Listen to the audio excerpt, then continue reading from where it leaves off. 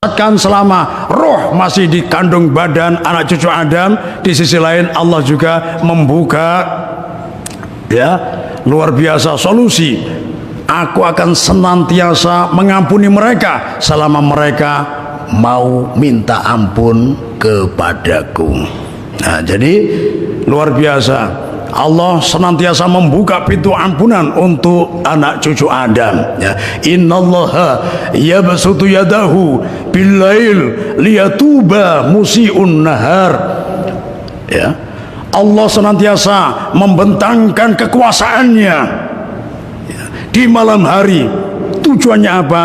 Supaya hamba-hambanya yang terjerumus di suatu dosa atau kemaksiatan di siang hari bertaubat kepadanya, dan Allah menerima taubat hambanya ya.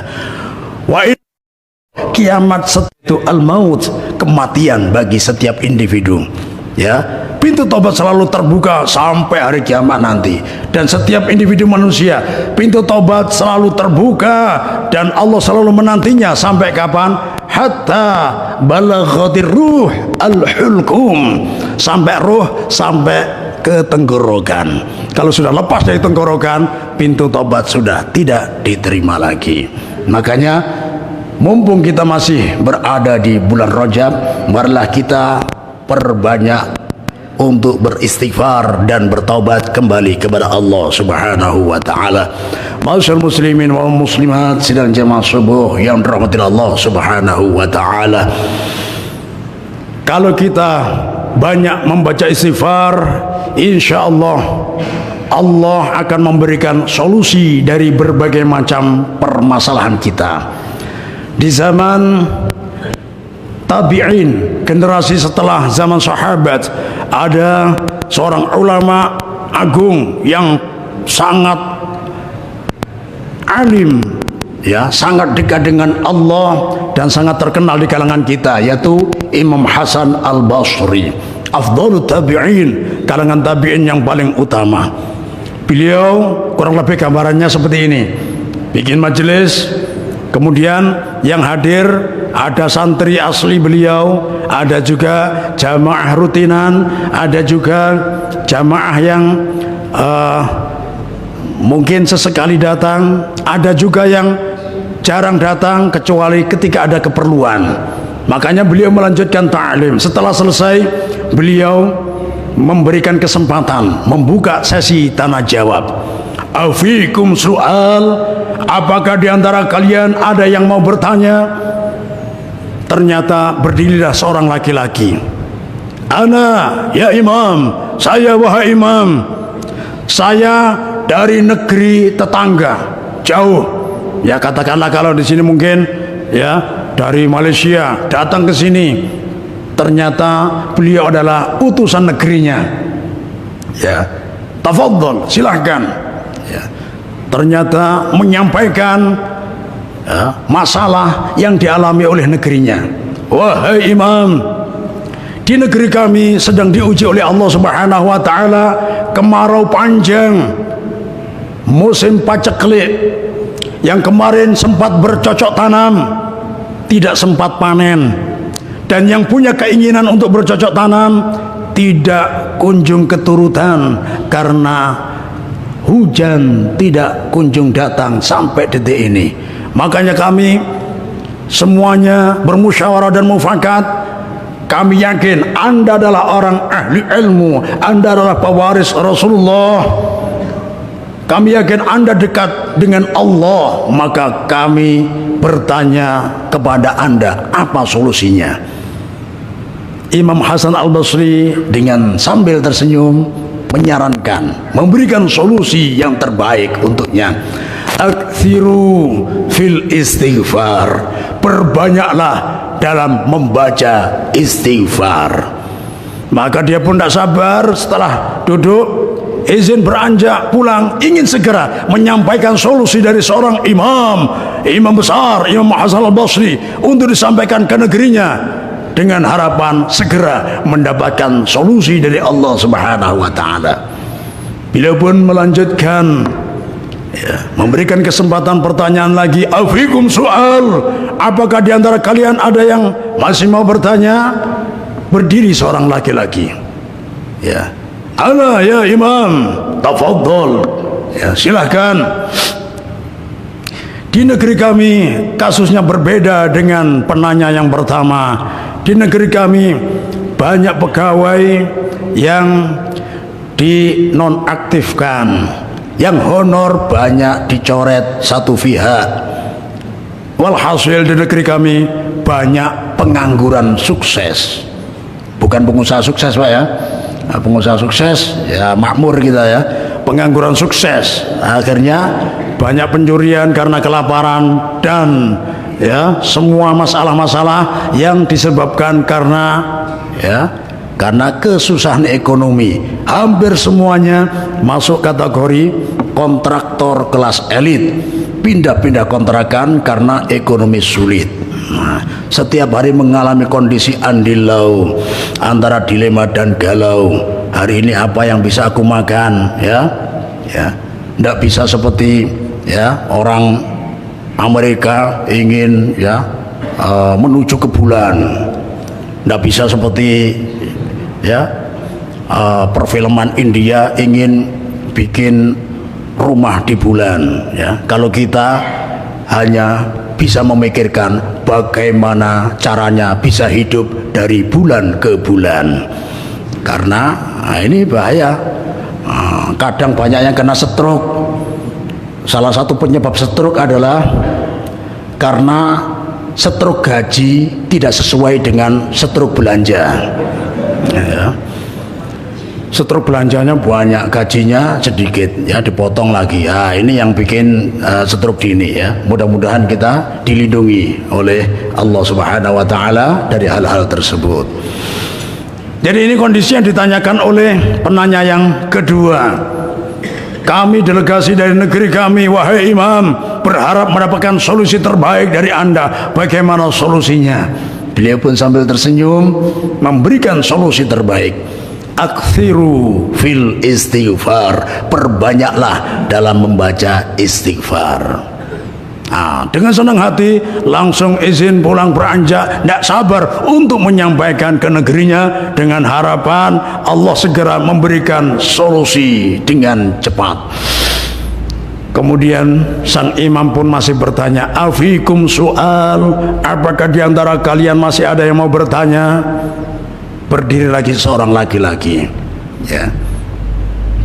Wahai imam, mohon maaf, pertanyaan saya berbeda dengan penanya yang pertama dan kedua. Mereka berdua mewakili dari negerinya sebagai delegasi. Kalau saya masalah pribadi, curhat pribadi, apakah boleh wahai imam? Tafadhol, silahkan. Perkara pribadi, perkara umum pertanyaan macam apapun, ngetes pun boleh. Nah ini luar biasa. Wahai imam, mohon maaf, saya sudah berkeluarga beberapa puluh tahun, tapi sampai detik ini belum diberi amanah oleh Allah, belum diberi momongan. Apa solusinya wahai imam? Beliau pun tersenyum. Aktsiru fil istighfar, perbanyaklah dalam membaca istighfar. Langsung dengan lega dan yakin langsung duduk, dan mulai saat itu penanya tersebut langsung memperbanyak istighfar. Ketika beliau mau menutup majelis, karena sudah ada 3 penanya yang diberi kesempatan, ternyata ada santrinya sendiri yang bertanya dengan cepat sebelum majelis ditutup. Ya imam, afwan, wahai imam, mohon maaf, saya bukan bertanya tapi penasaran, ingin penjelasan dari Anda. Apa yang engkau maksudkan? Bukankah Anda ahli tafsir, ahli fikih, ahli sejarah, ahli tasawuf, ahli fan-fan ilmu yang lain? Anda menguasai. Tapi pada saat ini ketika Anda memberikan solusi, seakan-akan ilmu Anda sangat dangkal, sangat terbatas.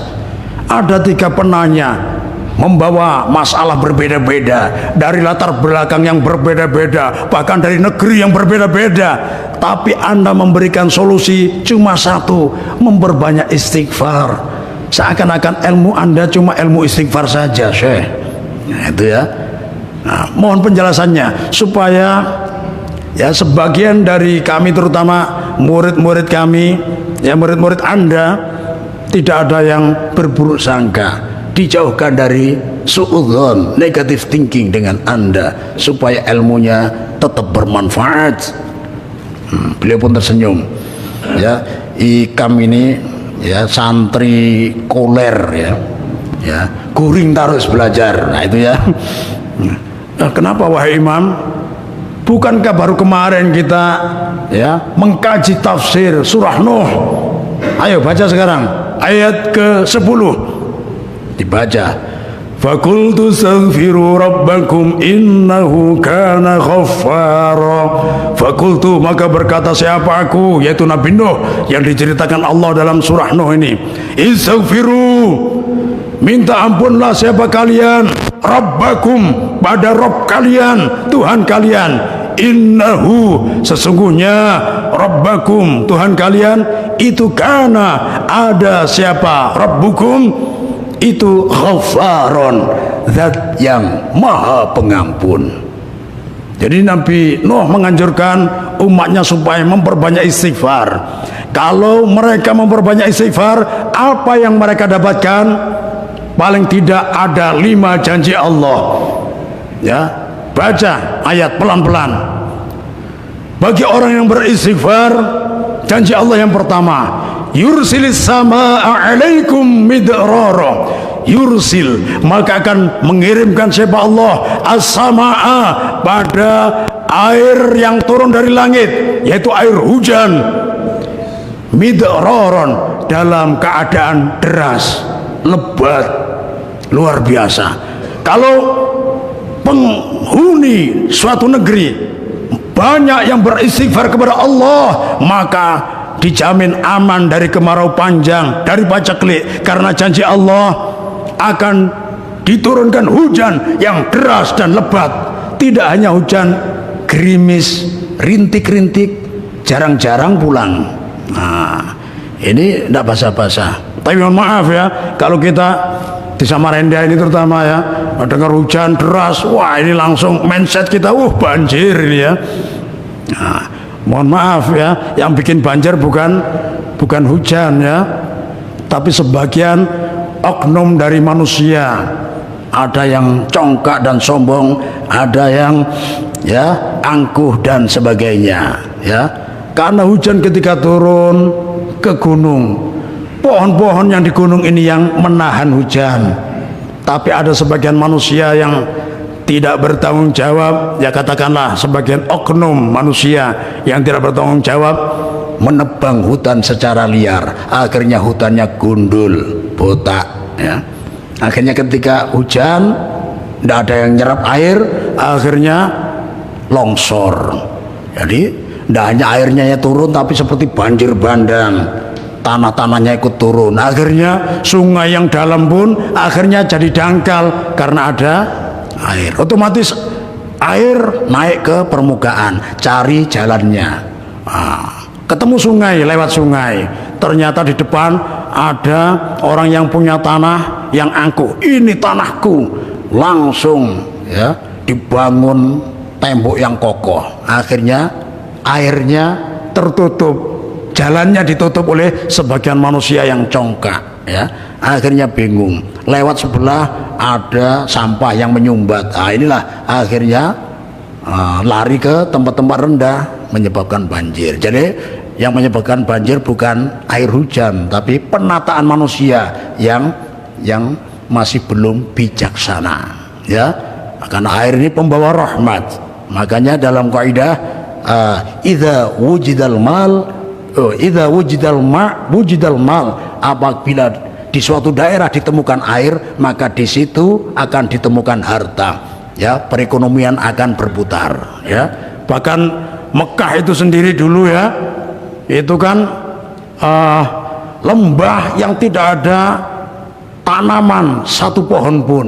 Ya, makanya ketika Nabi Adam menaruh ya putra beliau yang masih bayi Nabi Ismail dengan Ibu Hajar, beliau pasrah kepada Allah, ya. Rabbi inni askantu min dzurriyyati, wahai Tuhanku, aku menempatkan sebagian dari keturunanku biwadin, di lembah, min ghairi dzi zar'in, yang tidak ada tanaman sama sekali, min ghairi dzi zar'in, tidak ada tanaman sekali, inda baitikal muharram, di samping rumahmu yang mulia, sebelah Mekah. Ini ya. Tapi untungnya Nabi Ibrahim ini terkenal cerdas, ya. Setelah menitipkan anaknya, ditinggali doa, Rabbana liyuqimus shalah, ya Allah, supaya mereka nanti mendirikan sholat, menegakkan sholat keturunanku ini. Didoakan lagi, ya. Liyuqimus shalah, faj'al af'idatan minan nasi tahwi ilaihim, ya Allah, jadikanlah sebagian dari hati manusia terpaut kepada mereka, tertarik ke keluargaku. Ternyata apa salah satu daya tariknya? Ya, singkat ceritanya, ketika Ibu Hajar mencari ke sana kemari cari air, mondar-mandir dari Bukit Sofa, Bukit Marwah sebanyak 7 kali, ya. Walhasil di situ Nabi Ismail ketika kecil, ya, kakinya bergerak-gerak, akhirnya muncul air Zam-Zam. Ya, dari situlah, ya, ada mata air, ya. Makanya ketika ada kabilah, ya, rombongan dagang jalan, melihat ada semacam burung yang biasanya ada air, burung seriti, ya, atau termasuk burung apa ini, walet mungkin diantaranya. Oh, kalau di atas ini ada burung, berarti di bawah ada air. Maka rombongan dagang ini, nama kabilah pertama yang singgah adalah kabilah Jurhum. Jadi kabilah Jurhum inilah yang pertama singgah, ada air, bikin kemah di situ, kecil-kecilan. Karena ada air bisa bertahan hidup, akhirnya bangun rumah, akhirnya banyak pendatang, akhirnya ramai seperti sekarang, luar biasa, ya. Kemudian didoakan lagi, warzuqhum minas samarat, ya Allah, berilah rizki mereka buah-buahan. Para ulama ahli tafsir menilai sangat cerdas doa Nabi Ibrahim. Ya Allah, yang pertama tadi ada minnya, faj'al af'idatan minan nasi, ya Allah, jadikanlah sebagian hati manusia, sebagian saja tertarik ke Mekah, akhirnya tinggal di situ. Jadi ada minnya. Ini dalam nahwu shorof, ini min at-tabu'idiyah, min yang menunjukkan arti sebagian, ya. Jadi tidak semuanya, akhirnya yang tertarik tinggal di Mekah sebagian manusia. Nah, jadi ahli tafsir, ya, menghayalkan kalau seumpamanya Nabi Ibrahim ketika berdoa tidak pakai min, faj'al af'idatan nasi, ya, misalkan, ya Allah, jadikanlah hati seluruh manusia, tidak ada minnya, bukan sebagian manusia tapi seluruh manusia. Nah, kalau diijabai oleh Allah, semuanya akan betah di Mekah, ya. Tidak ada yang tinggal di Banjar, tidak ada yang tinggal di Jawa, tidak ada yang tinggal di Solo, Sulawesi. Nah, ini tidak ada di Samarinda, apalagi tidak ada, ya, semuanya di Mekah. Ini kalau tidak pakai min, untung doanya pakai min, sebagian dari manusia, ya. Nah, kemudian kecerdasan yang kedua ketika berdoa, ya, warzuqhum minas samarat, ya Allah, berilah mereka, ya, buah-buahan. Jadi Nabi Adam doa, ya Allah, berilah keturunanku dan semuanya yang tinggal di sekeliling keturunanku ini, berilah rizki buah-buahan. Maksudnya apa? Beliau hanya minta buahnya saja, tidak perlu pohonnya. Nah, makanya mohon maaf, ya, biarlah, ya, buahnya ini ditanam di Samarinda. Nah, buah apa Samarinda? Katapi, kelapa. Ini, ya. Jadi bahkan mohon maaf, ya, di Mekah ini justru hasil terbaik dari semua negara dikirim ke sana. Misalkan apel, ya, kalau apel yang warnanya hijau dari Malang, Ini mungkin nunggu permintaan wanita-wanita Arab yang sedang ngidam aja ya, karena rasanya masam banar ya. Ya ini yang ngidam aja, tapi yang terbaik warna merah dari New Zealand. Wah ini ya, makanya dikirim satu kontainer ada stempelnya New Zealand ya. Ketika dibuka belek, apel habang-habang warna merah merona luar biasa ya. Kemudian sebelahnya lagi kontainer ya, made in Thailand, dibuka ya, semangka luar biasa ya, yang besar-besar ya, dibelah, masya Allah, habang bebanyu bulang, masya Allah, luar biasa, merah segar ya. Sebelahnya lagi dibuka, masih made in Thailand, dibuka, ternyata durian muntung, masya Allah, yang baik-baik ya. Tinggal 10 kontainer terakhir, masalahnya tulisannya semuanya made in Indonesia. Wah, dari Indonesia ini harus spesial ini. Jadi mohon maaf, harus ada 10 orang di depan pintu. Tujuannya apa? Supaya jadi surprise untuk kita buka bersama-sama ya. 10 orang berada di pintu kontainer, ayo siap-siap ya, wahid isnen salasa, dibuka, ternyata isinya TKW, masya Allah. Nah ini terlalu kreatif Indonesia ini ya, membedai doanya Nabi Ibrahim, minta dikirim buah-buahan. Negara yang lain mengirim buah sesuai doa Nabi Ibrahim. Indonesia terlalu kreatif ya, dikirim TKW 10 kontainer ya. Ditanya, mana yang kirim? Indonesia sini. Aina samar, mana buahnya? Ternyata orang Indonesia yang jawab, setiap TKW insya Allah masing-masing bawa 2 buah. Bingung orang Arabnya, buah apa ini ya? ya itu ya dicari sendirilah. Repot ini ya.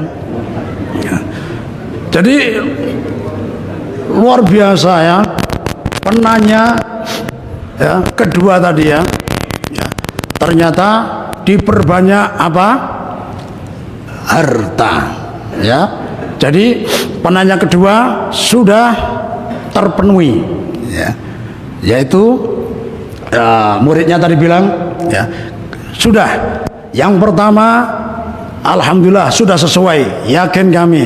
Ternyata dengan dia beristighfar, insya Allah oleh Allah negerinya akan segera diberi hujan. Bagaimana dengan kondisi penanya yang kedua ya, yang negerinya dilanda krisis ekonomi? Kenapa dianjurkan istighfar juga? Iqra al-ayah al-atiyah, baca ayat selanjutnya ya. Yursilis sama alaikum midrara wa yumdidkum bi amwalin wa yumdid, dan akan memperbanyak siapa Allah kum pada kalian bi amwalin, dengan harta ya.